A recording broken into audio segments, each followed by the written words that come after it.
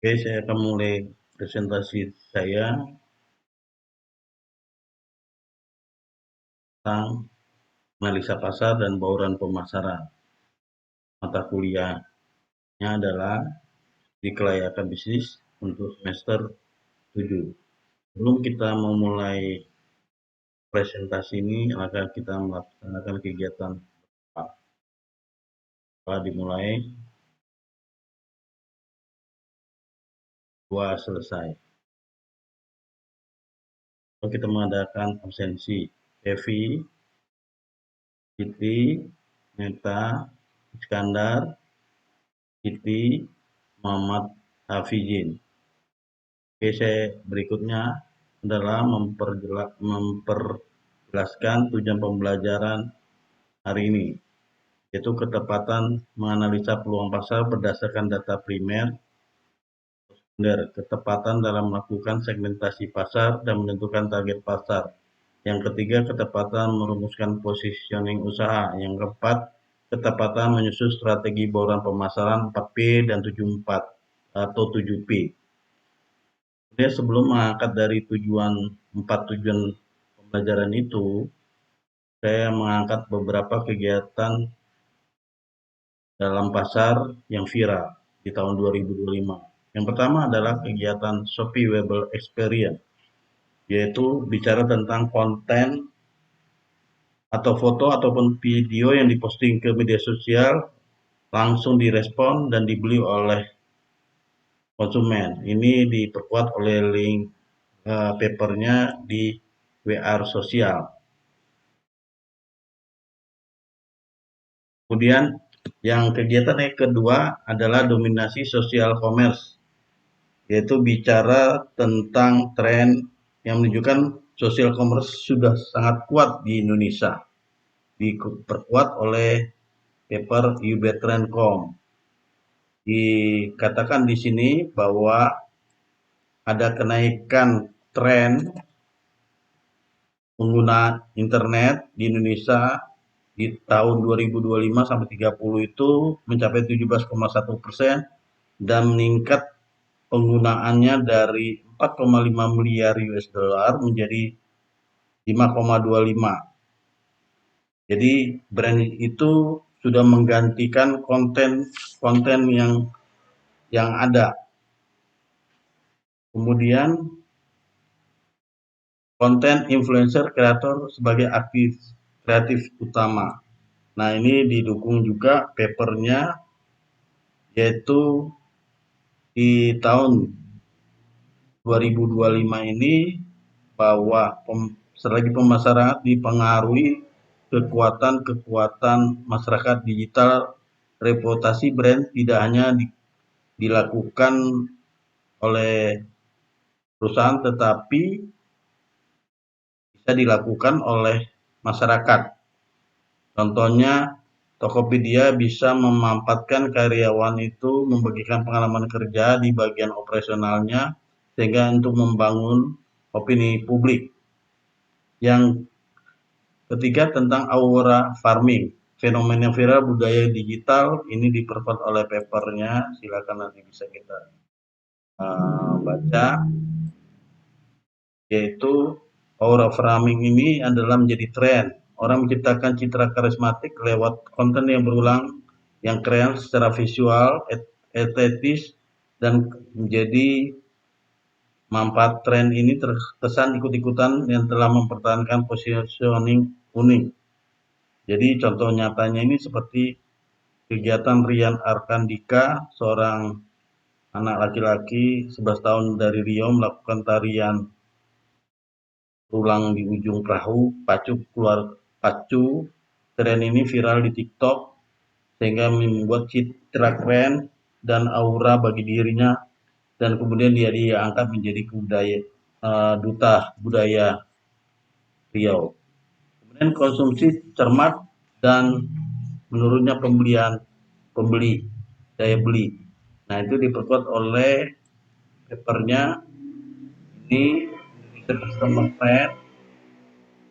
Kemudian itu di situ dinyatakan bahwa orang Indonesia ini semakin melek digital dan lebih hati-hati dalam belanja mereka menggunakan e-commerce jadi pilihan prioritas kebutuhan mereka dan berminat untuk investasi kecil.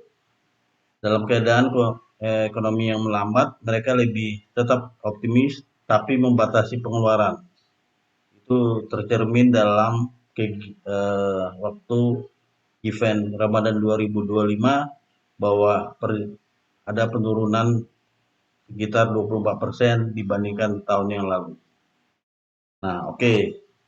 Pertama, tadi bicara tujuan pembelajaran di dalam analisa pasar dan bauran pemasaran ini. Yang pertama adalah menganalisa peluang pasar berdasarkan data dan primer dan sekunder. Nah, ini fokusnya adalah masalahnya adalah ada interaksi sosial like sebagai potensi jual tanpa memvalidasi apakah audiens itu benar-benar membeli atau tidak. Langsung eh, melakukan suatu interaksi, menganggap sebuah interaksi sosial itu sebagai potensi. Oleh karena itu, untuk mengatasi strateginya adalah menggabungkan data primer secara primer maupun sekunder. Eh, Primernya adalah survei dan wawancara, datanya platform. Kemudian triangulasi data untuk memfilter hype dan data yang sebenarnya, atau melakukan eksperimen kecil, uji produk, konten shoppable untuk validasi. Nah, di sini hype itu dibandingkan dengan data valid, yaitu membedakannya dari sumber bahwa data hype itu dari media sosial berdasarkan trending topik doang. Kalau data nyata itu survei konsumen, data penjualan atau data industri. Kalau validitas itu secara emosional, spontan, bias. Kalau data nyatanya terukur terverifikasi segmen pasar. Dampaknya itu hype viral sesaat. Kalau data nyata mendorong konversi loyalitas. Umur trennya data hype itu hanya sampai 2 minggu. Kalau data nyata itu bisa kita lihat dari Shopee bahwa ada penjualan 20%. Hype itu seperti hasil asli tapi palsu. Kemudian yang berikutnya kita bicara tentang tujuan pembelajaran yang kedua, yaitu bicara segmentasi dan target. Viralnya yang menggunakan influencer besar untuk semua orang tanpa melihat niche pasar dan karakteristik audiens. Niche pasar itu pasar sempit. Kemudian strateginya yang harus dibuat adalah menggunakan segmentasi mix campuran antara demografi, psikografis, perilaku maupun geografis. Kemudian fokus pada niche atau komunitas kecil. Kemudian bangun persona audiens berdasarkan data interaksi.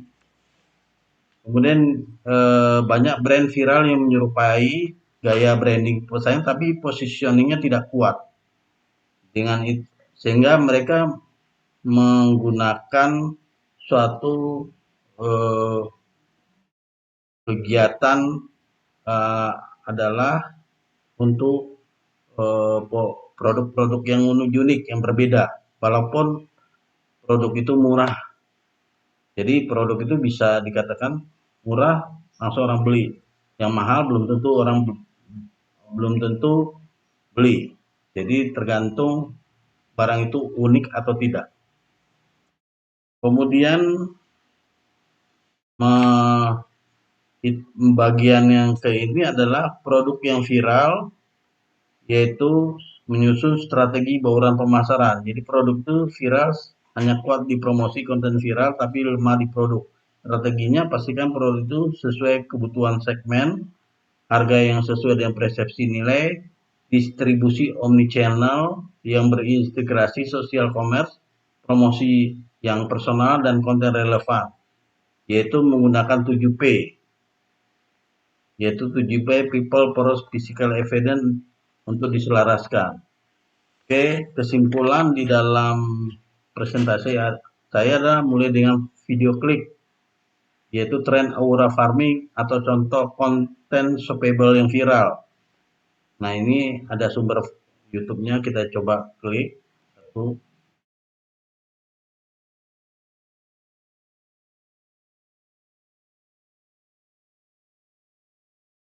Nah, ini adalah membicarakan keviralan seorang anak remaja 11 tahun di atas ujung perahu dan gayanya berulang-ulang tetapi bisa viral konten ini sehingga banyak ditiru oleh orang lain dan sampai ke mancanegara.